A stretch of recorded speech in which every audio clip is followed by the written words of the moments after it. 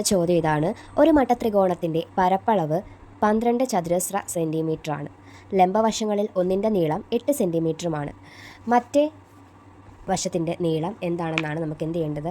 കണ്ടുപിടിക്കേണ്ടത്. ഓക്കെ ആണല്ലോ, മറ്റേ വശത്തിൻ്റെ നീളമാണ് നമുക്ക് കണ്ടുപിടിക്കേണ്ടത്. ഇത് നമ്മുടെ ഇപ്പോഴത്തെ പുതിയ SCERT 7ാം ക്ലാസ്സിലെ 11ാമത്തെ ചാപ്റ്ററിലെ ഒരു ക്വസ്റ്റ്യൻ ആണ്.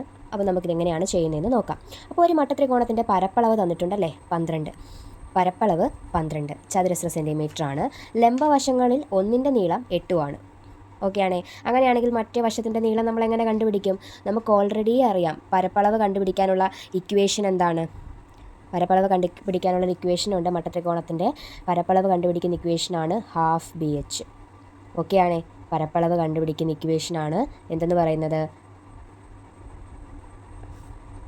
½ ഇനി നമുക്ക് എന്ത് ചെയ്യാം? ഇവിടെ നമുക്ക് എന്തൊക്കെ അറിയാം? പരപ്പളവ് അറിയാം, ഒരു സൈഡും അറിയാം.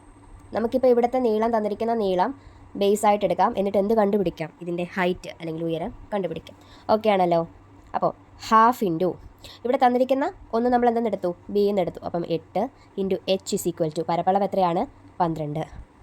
ഇനി എച്ചിനെ ഇവിടെ ഇടുക.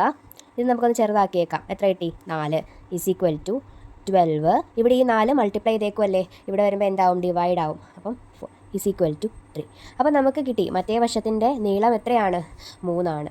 അപ്പോൾ ഒരു മട്ടത്രികോണത്തിൻ്റെ പരപ്പളവ് കണ്ടുപിടിക്കാനുള്ള സമവാക്യമാണ് എന്തെന്ന് പറയുന്നത്? ½ ഇവിടെ നമുക്ക് കണ്ടുപിടിക്കേണ്ട ഒരു സൈഡും തന്നിട്ടുണ്ട്, പരപ്പളവും തന്നിട്ടുണ്ട്. അങ്ങനെയാണെങ്കിൽ നമുക്ക് ഹൈറ്റ് കണ്ടുപിടിക്കാൻ എന്ത് ചെയ്താൽ മതി?